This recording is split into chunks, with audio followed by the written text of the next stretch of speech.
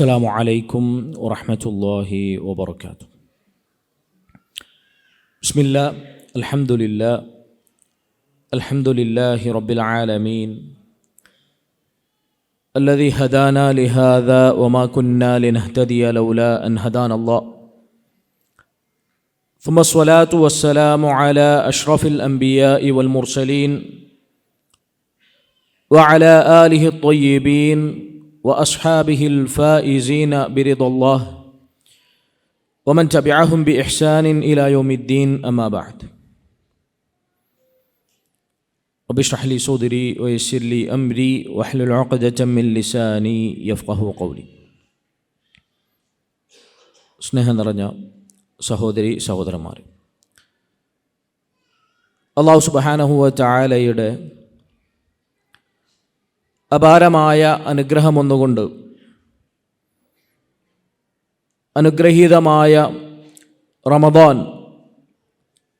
നമ്മുടെ തൊട്ടടുത്ത് എത്തിയിരിക്കുകയാണ്. അല്ലാഹു സുബ്ഹാനഹു വ തആല ഏറ്റവും നല്ല രൂപത്തിൽ ഈ റമദാനിലേക്ക് പ്രവേശിക്കാനും അതിനെ ഉപകാരപ്പെടുത്താനും അത് സ്വീകാര്യമാവാനും നമുക്ക് ഏവർക്കും തൗഫീഖ് നൽകട്ടെ എന്ന് ആദ്യമേ പ്രാർത്ഥിക്കുകയാണ്.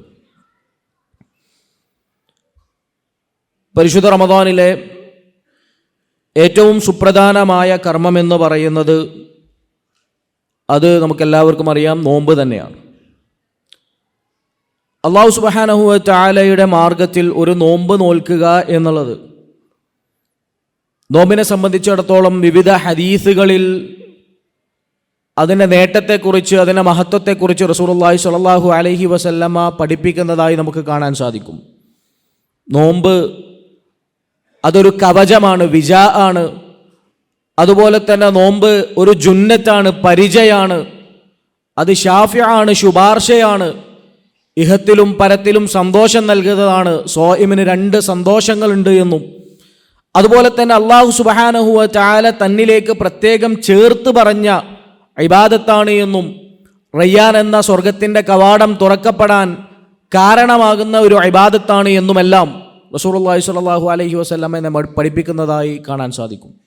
ഇനി അങ്ങനെ അള്ളാഹുവിൻ്റെ മാർഗത്തിൽ ഒരു ദിവസം നോമ്പ് നോറ്റാൽ അതിനുള്ള പ്രതിഫലത്തെക്കുറിച്ച് റസൂലുള്ളാഹി സ്വല്ലല്ലാഹു അലൈഹി വസല്ലമ പറഞ്ഞത് അബൂ സഈദ് അൽ ഖുദരി റളിയല്ലാഹു അൻഹു റിപ്പോർട്ട് ചെയ്യുന്ന ഹദീസിൽ ഖാല റസൂലുള്ളാഹി സ്വല്ലല്ലാഹു അലൈഹി വസല്ലം മൻ സ്വോമ യൗമൻ ഫീ സബീലില്ലാഹ്, ആരെങ്കിലും അള്ളാഹുവിൻ്റെ മാർഗത്തിൽ ഒരു ദിവസം നോമ്പനുഷ്ഠിച്ചാൽ ബഅദല്ലാഹു വജ്ഹഹു അനിന്നാരി 70 ഖരീഫ, അല്ലാഹു സുബ്ഹാനഹു വ തആല അവൻ്റെ മുഖത്തെ നരകത്തിൽ നിന്നും 70 വർഷക്കാലം അകറ്റുന്നതാണ് എന്ന്. ഇത് സാധാരണ ഒരു ദിവസം നോമ്പനുഷ്ഠിച്ചാൽ. ഇനി അത് പരിശുദ്ധ റമദാനിലേക്ക് പ്രവേശിച്ചതിന് ശേഷം ഒരാൾ ഈമാനോടുകൂടി ഇഹ്തിസാബോടുകൂടി വിശ്വാസത്തോടും പ്രതിഫലേച്ഛയോടും കൂടി ഒരു ദിവസം പരിശുദ്ധ റമദാനിൽ നോമ്പനുഷ്ഠിക്കുമ്പോൾ അതിനുള്ള പ്രതിഫലം റസൂലുള്ളാഹി സ്വല്ലല്ലാഹു അലൈഹി വസല്ലം പറയുന്നു, മൻ സോമ റമദാന ഈമാനൻ വഹ്തിസാബ ഗുഫിറ ലഹു മാ തഖദ്ദമ മിൻ ദംബിഹി. പരിശുദ്ധ റമദാനിൽ ഒരാൾ നോമ്പനുഷ്ഠിച്ചാൽ അത് ഈമാനോടെ ഇഹ്തിസാബോട് കൂടിയാണ് എങ്കിൽ അവൻ ചെയ്ത പാപങ്ങളെല്ലാം പൊറുക്കപ്പെടുന്നതാണ് എന്ന് പ്രവാചകൻ സ്വല്ലല്ലാഹു അലൈഹി വസല്ലം പഠിപ്പിക്കുന്നു. അപ്പം ആ രൂപത്തിൽ അത്രയധികം ഫദ്ലുള്ള ഒരു പുണ്യപ്രവൃത്തിയിലേക്കാണ് നമ്മൾ പ്രവേശിക്കാൻ പോകുന്നത്. തുടങ്ങുന്നതിൻ്റെ മുമ്പ് തന്നെ ആ ഒരു ഉദ്ദേശം, ആ ഒരു നിയ്യത്ത് നമ്മുടെ അടുക്കൽ ഉണ്ടാകേണ്ടതുണ്ട്. ഇമാം സുന്ന അഹ്മദ് ബിൻ ഹംബൽ റഹ്മത്തുള്ളാഹി അലൈഹി അദ്ദേഹം മകന് കൊടുക്കുന്ന ഒരു ഉപദേശമുണ്ട്. ഔസിനി എന്ന് പിതാവിനോട് ആവശ്യപ്പെട്ടപ്പോൾ അദ്ദേഹം പഠിപ്പിക്കുന്നുണ്ട്, ഇൻ വിൽ ഖൈർ, നീ നന്മ ഉദ്ദേശിക്കുക, നന്മ നിയ്യത്താക്കുക എല്ലാ സമയത്തും. കാരണം നീ നന്മ ഉദ്ദേശിച്ചാൽ ആ ഒരു ഉദ്ദേശം, ആ ഒരു നിയ്യത്തുള്ളിടത്തോളം കാലം നീ നന്മയിലായിരിക്കുമെന്ന് അദ്ദേഹം പഠിപ്പിച്ചു കൊടുക്കുന്നതായി നമുക്ക് കാണാൻ സാധിക്കും. അപ്പോൾ ആ ഒരു നിയ്യത്തോടു കൂടി വേണം ഈ ഒരു റമദാൻ കഴിയുമ്പോൾ എൻ്റെ പാപങ്ങളെല്ലാം പൊറുക്കപ്പെട്ടവരുടെ കൂടെ, അതുപോലെ തന്നെ നരകത്തിൽ നിന്ന് മോചിക്കപ്പെടുന്നവരുടെ കൂടെ ഞാൻ ഉണ്ടാകണം എന്നുള്ള ഒരു നിയ്യത്തോടു കൂടി വേണം നമ്മൾ ഈ ഒരു റമദാനിലേക്ക് പ്രവേശിക്കാൻ. റമദാനിൽ നോൽക്കുന്ന നോമ്പ്, ഈ നോമ്പ് സ്വീകാര്യമാകാൻ, അത് അല്ലാഹു സുബ്ഹാനഹു വ തആല സ്വീകരിക്കണം എന്നുണ്ടെങ്കിൽ അതിന് ചില നിബന്ധനകളുണ്ട്. ഒന്നാമത്തേത് അയാൾ മുസ്ലിം ആകണം എന്നുള്ളതാണ്. മുസ്ലിം അല്ലാത്ത ഒരാൾ നോമ്പ് നോറ്റത് കൊണ്ട് അള്ളാഹു സുബ്ഹാനഹു വ തആല സ്വീകരിക്കൂല. അതുപോലെ തന്നെ മുതാബഅത്തുൻ നബി സ്വല്ലല്ലാഹു അലൈഹി വസല്ലം, നോമ്പ് നോൽക്കുന്നത് റസൂലുള്ളാഹി സ്വല്ലല്ലാഹു അലൈഹി വസല്ലമ കാണിച്ചു തന്ന രൂപത്തിലാവണം. അതല്ലാതെ ഒരാൾ ദുഹറിന് ഏതായാലും സുബഹി മുതൽ മഗ്രിബ് വരെയാണല്ലോ, കുറച്ചും കൂടി ഒന്ന് നേരം വൈകി ആരംഭിച്ച് കുറച്ച് നേരം വൈകിട്ട് അവസാനിപ്പിക്കുക എന്ന് വിചാരിച്ചാൽ ആ നോമ്പ് അള്ളാഹു സുബ്ഹാനഹു വ തആല സ്വീകരിക്കൂല. അത് പറഞ്ഞ സമയത്ത് തുടങ്ങി പറഞ്ഞ സമയത്ത് തന്നെ അവസാനിപ്പിക്കണം. അതുപോലെ തന്നെ ഏറ്റവും പ്രധാനപ്പെട്ട അതിൻ്റെ നിബന്ധനകളിൽപ്പെട്ട ഒന്നാണ് നിയ്യത്ത് ഉണ്ടാവുക എന്നുള്ളത്. ഒരാൾ രാവിലെ മുതൽ വൈകുന്നേരം വരെ വെറുതെ പട്ടിണി കടന്നതുകൊണ്ട് അത് നോമ്പാവുകയില്ല. മറിച്ച് ഇത് അള്ളാഹുവിൻ്റെ മാർഗത്തിൽ അള്ളാഹു കൽപ്പിച്ചതുകൊണ്ട് ഞാൻ ഇങ്ങനൊരു ദിവസം നോമ്പ് നോൽക്കുന്നതെന്നൊരു ഉദ്ദേശം, ആ ഒരു നിയ്യത്ത് നമ്മുടെ മനസ്സിൽ ഉണ്ടായിരിക്കുക എന്നുള്ളതും നോമ്പ് സ്വീകരിക്കപ്പെടാൻ ആവശ്യമായിട്ടുള്ള നിബന്ധനകളിൽ പെട്ടതാണ്. അതുപോലെ തന്നെ തിരിച്ചറിവുണ്ടാവുക എന്നുള്ളത്. കാരണം തിരിച്ചറിവില്ല എന്നുണ്ടെങ്കിൽ സ്വാഭാവികമായിട്ടും അവനെ സംബന്ധിച്ചിടത്തോളം നിയ്യത്ത് വെക്കാൻ സാധ്യമാവുകയില്ല. ഇന്നമൽ അഅ്മാലു ബിന്നിയ്യാത്ത്, നിയ്യത്തില്ലാത്ത പ്രവർത്തനങ്ങൾ അല്ലാഹു സുബ്ഹാനഹു വ തആല സ്വീകരിക്കുകയുമില്ല എന്ന്. ഇത് നോമ്പ് സ്വീകരിക്കപ്പെടാനുള്ള നിബന്ധനകളാണ്. ഇനി നോമ്പുമായി ബന്ധപ്പെട്ട് വേറെ ചില നിബന്ധനകളുണ്ട്. അതെന്താണ്? നോമ്പ് നിർബന്ധമാകാനുള്ള നിബന്ധനകളാണ്. റമദാനിൽ നോമ്പ് ഒരാൾക്ക് നിർബന്ധമാകാനുള്ള നിബന്ധനകളാണ്. രണ്ടും തമ്മിലുള്ള വ്യത്യാസം മനസ്സിലാക്കണം. ഒന്ന്, നോമ്പ് അല്ലാഹു സുബ്ഹാനഹു വ തആല സ്വീകരിക്കാനുള്ള നിബന്ധനകളാണ്. രണ്ടാമത്തെ, നോമ്പ് ഒരാൾക്ക് നിർബന്ധമാവാനുള്ള നിബന്ധനയാണ്. നിർബന്ധമാവാനുള്ള നിബന്ധനയും ഒന്നാമത്തത് ഇസ്ലാം തന്നെയാണ്. മുസ്ലിം അല്ലാത്ത ഒരാളെ സംബന്ധിച്ചിടത്തോളം നോമ്പ് സ്വീകരിക്കപ്പെടൂല എന്ന് മാത്രമല്ല, എന്താണ്, നോമ്പ് അയാൾക്ക് നിർബന്ധവും അല്ല. അപ്പോൾ അവിശ്വാസിയായ ഒരാളെ നോമ്പ് നോൽപ്പിക്കാൻ നിർബന്ധിക്കേണ്ടതില്ല, അയാളോട് പറയേണ്ട ആവശ്യമില്ല. കാരണം അയാൾക്ക് നോമ്പ് നിർബന്ധമല്ല. അതുപോലെ തന്നെ അയാൾ നോറ്റാലും അത് സ്വീകരിക്കപ്പെടുകയില്ല. ഇനി അങ്ങനെ അവിശ്വാസിയായ ഒരാൾ ഇസ്ലാമിലേക്ക് കടന്നു വന്നാൽ അയാൾ കഴിഞ്ഞ കാലത്തെ നോമ്പുകളൊക്കെ പിന്നെ നോറ്റ് വീട്ടേണ്ടതുണ്ടോ? അത് നോറ്റ് വീട്ടേണ്ടതില്ല. കാരണം അയാൾക്ക് ആ സമയത്ത് നോമ്പ് നിർബന്ധം അല്ലാതിരുന്നത് കൊണ്ട് തന്നെ. രണ്ടാമത്തെ നിബന്ധന എന്ന് പറയുന്നത് പ്രായപൂർത്തിയാവുക എന്നുള്ളതാണ്. പ്രായപൂർത്തിയായ ഒരാൾക്കാണ് നോമ്പ് നിർബന്ധമാകുന്നത്. പ്രായപൂർത്തി എത്താത്ത കുട്ടികൾക്ക് നോമ്പ് നിർബന്ധമല്ല. പക്ഷേ രക്ഷിതാക്കൾ അവരെ ശീലിപ്പിച്ച് കൊണ്ടുവരേണ്ടതുണ്ട്. എന്നാൽ അവർ നോമ്പ് നോറ്റാലോ അത് സ്വീകരിക്കപ്പെടും. നോമ്പ് നിർബന്ധമല്ല, പക്ഷെ അവർ നോറ്റാൽ അത് സ്വീകരിക്കപ്പെടും. മാത്രമല്ല, നഷ്ടപ്പെട്ട നോമ്പുകൾ അവർ നോറ്റ് വീട്ടേണ്ടതല്ല. പ്രായപൂർത്തിയായതിനു ശേഷം കുട്ടിയായ സമയത്തൊന്നും നോമ്പ് നോറ്റിട്ടില്ല എന്ന് പറഞ്ഞിട്ട് മുഴുവൻ നോറ്റ് വീട്ടേണ്ട ആവശ്യമുണ്ടോ? ഇല്ല. മൂന്നാമത്തെ നിബന്ധന സ്വബോധമുണ്ടാവുക എന്നുള്ളതാണ്. ഭ്രാന്തുള്ള അല്ലെങ്കിൽ ബുദ്ധി വൈകല്യമുള്ള ആളുകളെ സംബന്ധിച്ചിടത്തോളം അവർക്ക് നോമ്പ് നിർബന്ധമല്ല. അതുപോലെ തന്നെ നഷ്ടപ്പെട്ട നോമ്പുകൾ അവർക്ക് പിന്നീട് ബുദ്ധിയുടെ പ്രശ്നങ്ങളും കാര്യങ്ങളൊക്കെ മാറി വന്നതിന് ശേഷം പിന്നെ നോമ്പ് നോറ്റ് വീട്ടേണ്ടതുണ്ടോ? അതിൻ്റെ ആവശ്യവും ഇല്ല.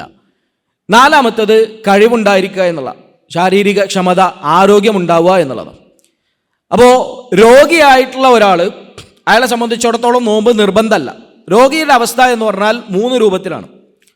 ഒന്ന്, അയാൾ നോമ്പ് നോറ്റാൽ അയാളുടെ രോഗം വർദ്ധിക്കും എന്ന് ഡോക്ടർ വിധി പറഞ്ഞിട്ടുണ്ട്. ഡോക്ടർ പറഞ്ഞിട്ടുണ്ട് ഈ നോമ്പ് നോൽക്കരുത്, നോമ്പ് നോറ്റാൽ അതെനിക്ക് പ്രയാസം ഉണ്ടാക്കും, എൻ്റെ രോഗം വർദ്ധിക്കും എന്ന് പറഞ്ഞിട്ടുണ്ടെങ്കിൽ അയാളെ സംബന്ധിച്ചിടത്തോളം നോമ്പ് നോൽക്കൽ ഹറാമാണ്. നോമ്പ് നോൽക്കൽ ഹറാമാണ്. എന്താ തെളിവ്? അല്ലാഹു സുബ്ഹാനഹു വ തആല പഠിപ്പിക്കുന്നുണ്ട്, വലാ തഖ്തുലൂ അൻഫുസകും, നിങ്ങൾ നിങ്ങളെ തന്നെ വധിക്കരുത്. വലാ തുൽഖൂ ബി ഐദീകും ഇല തഹ്ലുക, നിങ്ങൾ സ്വയം നാശത്തിലേക്ക് പോകരുത് എന്നൊക്കെ അല്ലാഹു സുബ്ഹാനഹു വ തആല പഠിപ്പിക്കുന്നുണ്ട്. അതുകൊണ്ട് തന്നെ നോമ്പ് നോറ്റാൽ രോഗം വർദ്ധിക്കും എന്നുറപ്പുള്ളതാണ് എന്നുണ്ടെങ്കിൽ അയാൾ നോമ്പ് നോൽക്കൽ ഹറാമാണ്. ഇനി രണ്ടാമത്തെ, നോമ്പ് നോറ്റാൽ അയാൾക്ക് കുറച്ച് പ്രയാസങ്ങൾ ഉണ്ടാവുന്ന രൂപത്തിലുള്ള ഒരു അവസ്ഥയിലാണ്. എന്നാലോ രോഗം വർദ്ധിക്കുന്ന ഒരു സാഹചര്യമൊന്നുമില്ല, എന്നാൽ കുറച്ച് പ്രയാസം സഹിച്ചുകൊണ്ടാണ് അയാൾ രോഗം നോൽക്കേണ്ട ഒരു സാഹചര്യം എന്നുണ്ടെങ്കിൽ അവിടെ നോമ്പ് ഉപേക്ഷിക്കൽ അയാളെ സംബന്ധിച്ചിടത്തോളം സുന്നത്താണ്. നോമ്പ് നോൽക്കലല്ല, നോമ്പ് ഉപേക്ഷിക്കൽ അയാളെ സംബന്ധിച്ചിടത്തോളം സുന്നത്താണ്. മൂന്നാമത്തെ, രോഗമുണ്ട്, പക്ഷേ ആ രോഗം നോൽക്കുന്ന നോമ്പിന് യാതൊരു രൂപത്തിലുള്ള തടസ്സമല്ല. ഉദാഹരണത്തിന് കയ്യിന് എന്തെങ്കിലും മുറി പറ്റി, അല്ലെങ്കിൽ കാലിന് എന്തെങ്കിലും പൊട്ടുണ്ട്, രോഗിയാണോ? അതെ. പക്ഷെ നോമ്പുമായിട്ട് യാതൊരു ബന്ധവുമില്ല, നോമ്പ് നോറ്റുകൊണ്ട് ഒരു തടസ്സവും ഇല്ല. അയാളെ സംബന്ധിച്ചിടത്തോളം അയാൾ നോമ്പ് നോൽക്കുകയാണ് വേണ്ടത്. ഇപ്പം ഈ 3 രൂപത്തിലാണ് രോഗിയുടെ സാഹചര്യങ്ങൾ. അടുത്ത നിബന്ധന എന്ന് പറയുന്നത് അയാൾ യാത്രയിൽ അല്ലാതിരിക്കുക. യാത്രക്കാരനെ സംബന്ധിച്ചിടത്തോളം നോമ്പ് നിർബന്ധമല്ല. യാത്രക്കാരനെ സംബന്ധിച്ചിടത്തോളം ഇതേപോലെ തന്നെ 3 സാഹചര്യങ്ങളാണ്. യാത്ര ചെയ്യുമ്പോൾ നോമ്പ് നോൽക്കുക എന്ന് പറയാൻ അവന് നല്ല പ്രയാസമാണ് എന്നുണ്ടെങ്കിൽ അവരെ നോമ്പ് നോൽക്കൽ ഹറാമാണ്, പാടില്ലാത്തതാണ്. നബി സല്ലല്ലാഹു അലൈഹി വസല്ലമ ലൈസ മിനൽ ബിർരി അസ്സിയാമു ഫി സഫർ എന്ന് പഠിപ്പിക്കുന്നുണ്ട്. യാത്രയിൽ നോമ്പ് നോൽക്കുക എന്ന് പറയുന്നത് പുണ്യമല്ല എന്ന്. അത് സാഹചര്യത്തിനനുസരിച്ചാണ്. ഇനി ചെറിയ പ്രയാസമൊക്കെയാണ് ഉള്ളത് എന്നുണ്ടെങ്കിൽ അയാളെ സംബന്ധിച്ചിടത്തോളം അവിടെ ഉപേക്ഷിക്കലാണ് സുന്നത്ത്, നോമ്പ് ഒഴിവാക്കലാണ് അവന് സുന്നത്ത്. ഇനി ഒരു പ്രയാസവും ഇല്ല, ആ യാത്രക്കാരൻ അയാൾക്ക് ഒരു ബുദ്ധിമുട്ടും ഇല്ല, നോമ്പ് നോൽക്കുന്നതുകൊണ്ട് ഒരു പ്രയാസവും ഇല്ല എന്നുണ്ടെങ്കിൽ അയാളെ സംബന്ധിച്ചിടത്തോളം നോമ്പ് നോൽക്കുകയാണ് വേണ്ടത്. ഇനി അഞ്ചാമത്തെ നിബന്ധന എന്ന് പറയുന്നത് മറ്റ് തടസ്സങ്ങൾ ഇല്ലാതിരിക്കലാണ്. ഈ മറ്റ് തടസ്സങ്ങൾ എന്ന് പറഞ്ഞാൽ സ്ത്രീകളെ സംബന്ധിച്ചിടത്തോളം വിഷയങ്ങളാണ്.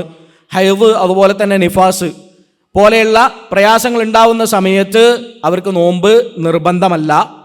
അവർ നോമ്പ് നോറ്റാലും അത് സ്വീകരിക്കപ്പെടുകയില്ല. അവർ നഷ്ടപ്പെട്ട നോമ്പുകൾ അത് നോറ്റ് വീട്ടുകയും വേണം. ഇത് യാത്രക്കാരനായാലും അതേപോലെ തന്നെ രോഗിയായാലും ഒക്കെ ഇതുപോലെ തന്നെയാണ്. അവർക്ക് നോമ്പ് നിർബന്ധമല്ല, നോറ്റാൽ സ്വീകരിക്കപ്പെടും. ഇനി നഷ്ടപ്പെട്ടിട്ടുണ്ടെങ്കിലോ അത് നോറ്റ് വീട്ടുകയും വേണം.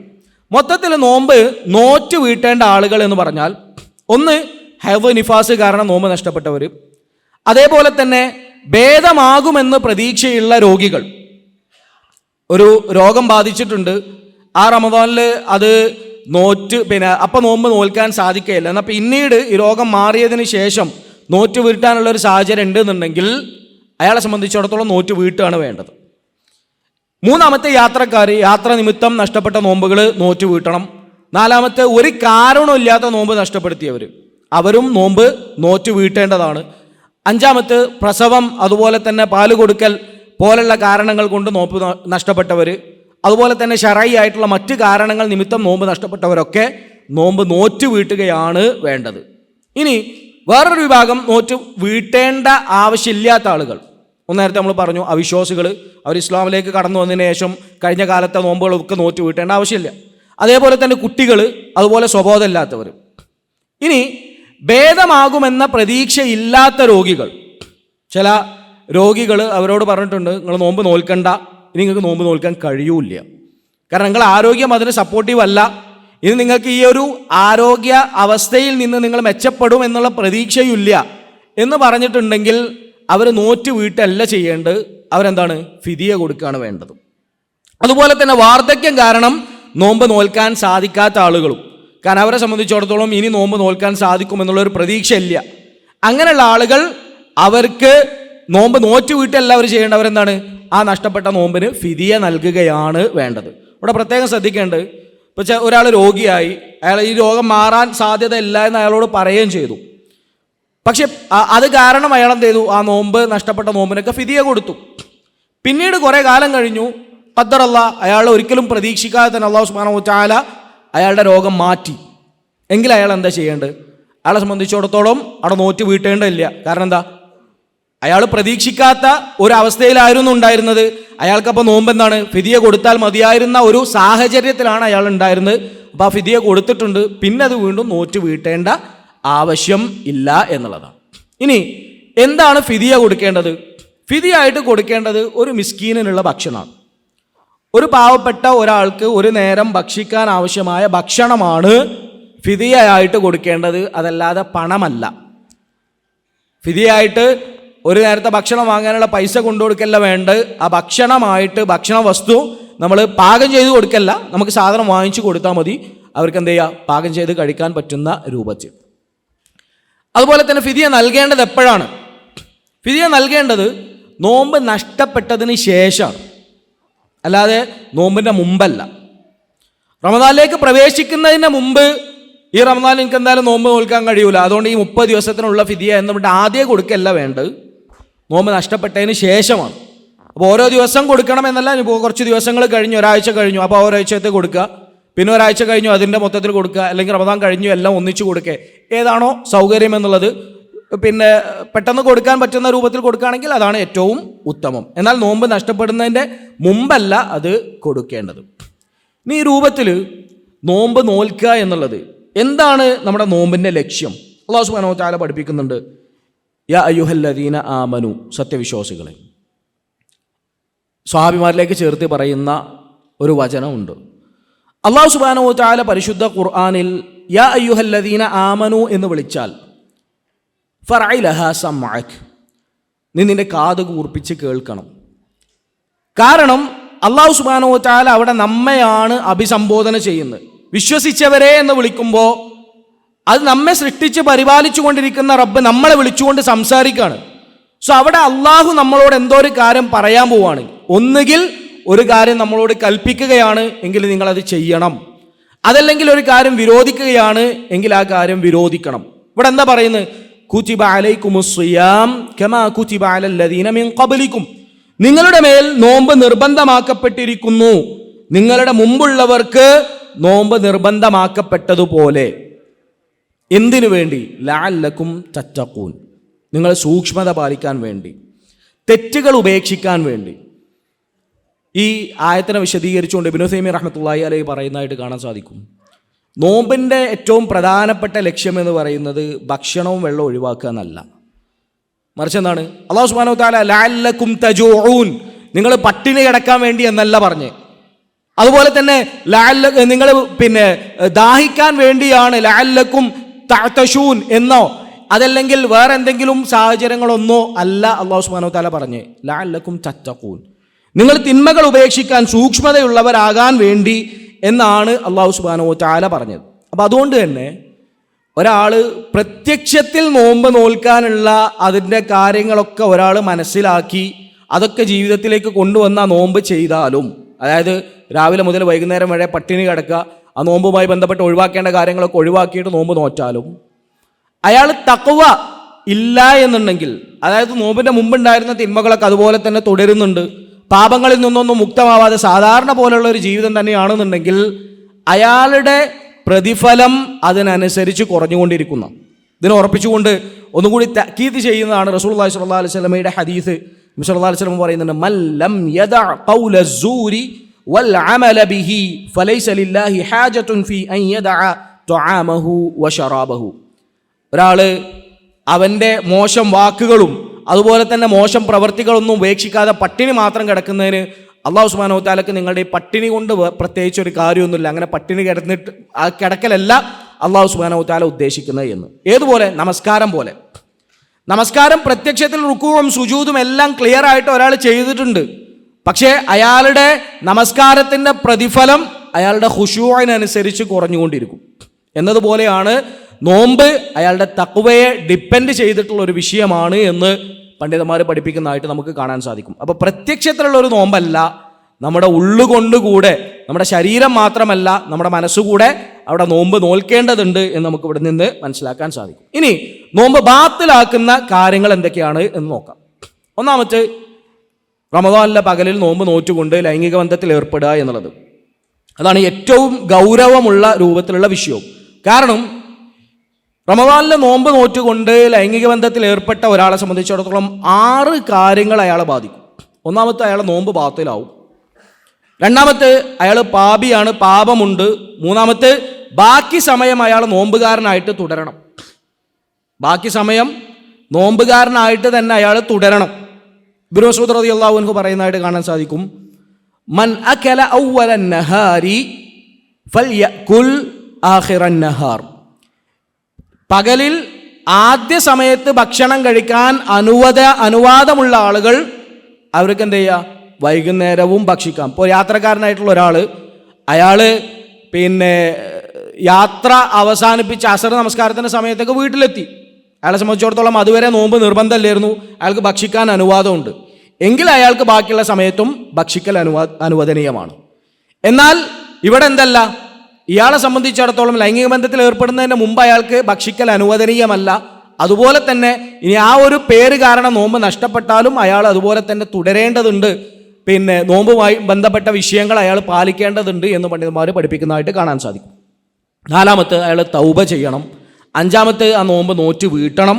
ആറാമത്തെ, കഫാറത്തും നൽകണം. എന്താണ് അതിൻ്റെ കഫാറത്ത്? ഒരു അടിമയെ മോചിപ്പിക്കണം. അതിന് അയാൾക്ക് സാധിക്കുന്നില്ല എങ്കിൽ 2 മാസം തുടർച്ചയായിട്ട് അയാൾ നോമ്പ് അനുഷ്ഠിക്കണം. അതിനും അയാൾക്ക് സാധിക്കില്ലെങ്കിൽ 60 മിസ്കീനുകൾക്കുള്ള ഭക്ഷണം അയാൾ ദാനമായിട്ട് നൽകേണ്ടതുണ്ട്. ഇതാണ് അതിൻ്റെ കഫാറത്ത്. രണ്ടാമത്തെ നോമ്പ് ബാത്തിലാക്കുന്ന കാര്യങ്ങൾ ഭക്ഷിക്കൽ, അതുപോലെ തന്നെ കുടിക്കൽ. ഇനി അതുമായി ബന്ധപ്പെട്ട ബാക്കി കാര്യങ്ങളും. ഇപ്പോൾ ഭക്ഷണത്തിന് പകരമായിട്ട് ഉപയോഗിക്കുന്ന വിഷയങ്ങൾ, അവിടെയാണ് ഇഞ്ചക്ഷനുമായി ബന്ധപ്പെട്ട് സൂചി വെക്കുന്നതുമായി ബന്ധപ്പെട്ട വിഷയങ്ങളൊക്കെ കടന്നു വരുന്നത്. അത് രണ്ട് രൂപത്തിലായിരിക്കും. ഒന്നുകിൽ നമുക്ക് പോഷകം നൽകുന്നതായിട്ടുള്ള ഭക്ഷണത്തിന് പകരമായിട്ടുള്ള ഇഞ്ചക്ഷനുകൾ, നമ്മൾ ഗ്ലൂക്കോസ് കയറ്റുന്നോ അല്ലെങ്കിൽ ആ രൂപത്തിൽ പോഷകം നൽകുന്നതായിട്ടുള്ള ഇഞ്ചക്ഷൻസ്, അത് സ്വാഭാവികമായിട്ടും നോമ്പ് മുറിയും, കാരണം ഭക്ഷണത്തിന് പകരമായിട്ടുള്ള കാര്യങ്ങളായതുകൊണ്ട്. നേരെ മറിച്ച് എന്തെങ്കിലും ഒരു പ്രത്യേക ആവശ്യത്തിന് വേണ്ടി, ഒരു ടെസ്റ്റ് ചെയ്യാൻ വേണ്ടി, അതല്ലെങ്കിൽ ആ രൂപത്തിലുള്ള എന്തെങ്കിലും ഒരു ഇഞ്ചക്ഷൻസ് ആണെങ്കിൽ അതെന്തിനെ ബാധിക്കുന്നില്ല? നോമ്പിനെ ബാധിക്കുന്നതും അല്ല. അതുപോലെ തന്നെ മരുന്നുകൾ കുടിക്കുന്നത് എന്തായാലും നമുക്ക് സംശയമല്ല. പിന്നെ സംശയമുള്ള 3 എണ്ണം ശരീരത്തിൽ നമ്മൾ ഒരു മരുന്ന് പുരട്ടുന്നതിനെ സംബന്ധിച്ചിടത്തോളം ആളുകൾക്ക് സംശയം ഉണ്ടാവില്ല. സംശയമുള്ളത് ഒന്ന്, കണ്ണ് വഴി കണ്ണിന് ഒഴിക്കുന്ന ഇത് മൂലം നോമ്പ് മുറിയോ? നോമ്പ് മുറിയൂല. കാരണം അത് ജൗഫിലേക്ക് എത്തുന്നതല്ല, അതായത് നമ്മുടെ വയറ്റിലേക്ക് എത്തുന്നതല്ല, ഭക്ഷണത്തിന് പകരമായിട്ട് ഉപയോഗിക്കാൻ പറ്റുന്ന ഒരു കാര്യമല്ല കണ്ണ് വഴി മരുന്ന് പോവുക എന്നുള്ളത്. അതുപോലെ തന്നെ കാത് വഴി നമ്മളെ ചെവിയിൽ മരുന്നുറ്റിക്കുന്നത് കൊണ്ടും നോമ്പ് മുറിയുന്നില്ല. എന്നാൽ മൂക്ക് വഴി അത് നോമ്പ് മുറിയും, അത് ഹൽക്കലേക്ക് എത്തും. കാരണം നബി സല്ലല്ലാഹു അലൈഹി വസല്ലം നോമ്പ് നോൽക്കുന്ന നോമ്പുകാരനായിട്ടുള്ള ഒരാള് അയാള് മൂക്കിൽ വെള്ളം കയറ്റി ചീറ്റുന്നത് പോലും ഫബാലിഗ് ഫിൽ ഇസ്തിൻഷാഖി ഇല്ലാ അൻ തകൂന സായിമൻ ഔ കമാ ഖാല റസൂൽ, നോമ്പുകാരനല്ലാത്ത സമയത്ത് അത് ഡീപ്പായിട്ട് ചെയ്യണം, നോമ്പുകാരനാണെന്നുണ്ടെങ്കിൽ അത് കുറച്ച് ശ്രദ്ധിക്കണം എന്ന് പഠിപ്പിച്ചാണ്. കാരണം മൂക്ക് വഴി എന്ത് ചെയ്യും? ഒരാൾ രോഗിയായിട്ട് കിടക്കുമ്പോൾ വായേ കൂടെ ഭക്ഷണം നൽകാൻ സാധിക്കുന്നില്ലെങ്കിൽ ഏത് കൂടെ കൊടുക്കുക? മൂക്ക് കൂടെയാണ് കൊടുക്കുന്നത്. അപ്പോൾ മൂക്ക് വഴി ഭക്ഷണത്തിന് പകരമായിട്ട് ഉപയോഗിക്കപ്പെടുന്ന സാഹചര്യങ്ങളുണ്ട്, അത് നമ്മുടെ ജൗഫിലേക്ക് എത്തും. അതുകൊണ്ട് മൂക്ക് വഴി കൊടുക്കുന്നത് നോമ്പ് മുറിയാൻ കാരണമാവും എന്നുള്ളത്. അടുത്തത് സ്വയംഭോഗം ചെയ്യുക എന്നുള്ളതും നോമ്പ് മുറിക്കുന്ന കാര്യങ്ങളിൽ പെട്ടതാണ്. അതുപോലെ തന്നെ ഹിജാമ ചെയ്യുന്ന റസൂലുള്ളാഹി സ്വല്ലല്ലാഹു അലൈഹി വസല്ലം പഠിപ്പിക്കുന്നുണ്ട്, ഹിജാമ ചെയ്തവനും ചെയ്യപ്പെട്ടവനും അവരുടെ നോമ്പ് മുറിഞ്ഞു എന്നുള്ളത്. ഇവിടെ അതുമായി ബന്ധപ്പെട്ട് വരുന്ന പുതിയ ചില വിഷയങ്ങൾ, ഇപ്പോൾ ടെസ്റ്റ് ചെയ്യുന്ന നേരത്തെ പറഞ്ഞു. അപ്പോൾ ഹിജാമ ചെയ്യുമ്പോൾ എന്താണ്? ബ്ലഡാണല്ലോ നമ്മുടെ ശരീരത്തിൽ നിന്ന് പോകുന്നത്, ബ്ലഡ് പുറത്തേക്ക് എടുക്കുന്നു, അത് കാരണം അവിടെ നോമ്പ് മുറിയുന്നു. അപ്പോൾ ഒരാൾ ടെസ്റ്റ് ചെയ്യുമ്പോൾ ഒരു കാര്യം ടെസ്റ്റ് ചെയ്യാൻ വേണ്ടി ഒരു ഇഞ്ചക്ഷൻ എടുത്തു, കുറച്ച് ബ്ലഡ് എടുത്തു, അത് കാരണം അയാളെ നോമ്പ് മുറിയോ? അത് കാരണം നോമ്പ് മുറിയില്ല. കാരണം യസീറാണ്, വളരെ കുറച്ച് ബ്ലഡ് മാത്രമാണ് എടുക്കുന്നത്. എന്നാൽ നേരെ തിരിച്ച് ഒരാൾ ബ്ലഡ് ഡൊണേഷൻ ചെയ്യാണ്, ഡൊണേറ്റ് ചെയ്യാൻ വേണ്ടി ബ്ലഡ് എടുക്കുകയാണെങ്കിലോ അയാൾ കുറേ ബ്ലഡ് എടുക്കുന്നുണ്ട്. അപ്പോൾ അത് ഹിജാമയുമായിട്ടോ ആണ് പണ്ഡിതന്മാർ അതിനെ ബന്ധപ്പെടുത്തിയിട്ടുള്ളത്. അപ്പോൾ അതെന്ത് ചെയ്യും? നോമ്പ് ബാത്തിലാക്കുകയും ചെയ്യും എന്നുള്ളതാണ്. അഞ്ചാമത് മനഃപൂർവ്വം ഛർദ്ദിക്കുക എന്നുള്ളതും, അൽ ഖൈഉ അംദൻ, അറിഞ്ഞുകൊണ്ട് കരുതി കൂട്ടിക്കൊണ്ട് ഛർദ്ദിക്കുക എന്നുള്ളതും നോമ്പ് മുറിക്കുന്ന കാര്യങ്ങളിൽ പെട്ടതാണ്. അതുപോലെ തന്നെ സ്ത്രീകളെ സംബന്ധിച്ചിടത്തോളം ഹൈദ് നിഫാസ്, അവർ രാവിലെ മുതൽ വൈകുന്നേരം വരെ നോമ്പ് നോറ്റു, ബാങ്ക് കൊടുക്കാൻ 2 മിനിറ്റ് മുമ്പാണ് ഹൈദ് സംഭവിച്ചത്, എങ്കിലും അവരുടെ നോമ്പ് എന്തായി? അവിടെ ബാത്തിലാവുന്നതാണ്. അവർ പിന്നീട് അത് നോറ്റ് വീട്ടുകയാണ് ചെയ്യേണ്ടത്. ഇതൊക്കെയാണ് നോമ്പുമായി ബന്ധപ്പെട്ട് പ്രധാനമായി നമ്മൾ മനസ്സിലാക്കി വെക്കേണ്ട ചില അഹ്കാമുകൾ. ബാക്കി ഇതിനില്ല, എന്തെങ്കിലും സംശയങ്ങളോ കാര്യങ്ങളോ ഉണ്ടെങ്കിൽ നമുക്ക് സംശയ നിവാരണത്തിൻ്റെ സമയത്ത് ചർച്ച ചെയ്യാം. അല്ലാഹു സുബ്ഹാനഹു വ തആല അവൻ ഇഷ്ടപ്പെടുന്ന രൂപത്തിൽ ഏറ്റവും നല്ല ഉദ്ദേശത്തോടുകൂടി ഇഖ്ലാസോടുകൂടി ഈ ഒരു റമദാൻ കാലഘട്ടത്തെ ഉപയോഗപ്പെടുത്തുവാൻ, അത് അള്ളാഹുവിൻ്റെ അടുക്കൽ സ്വീകരിക്കപ്പെടുവാനും നമുക്ക് ഏവർക്കും തൗഫീഖ് നൽകി അനുഗ്രഹിക്കുമാറാകട്ടെ. വസല്ലല്ലാഹു അലാ റസൂലിന മുഹമ്മദ്. അസ്സലാമു അലൈക്കും വറഹ്മത്തുള്ളാഹി വബറകാതുഹു.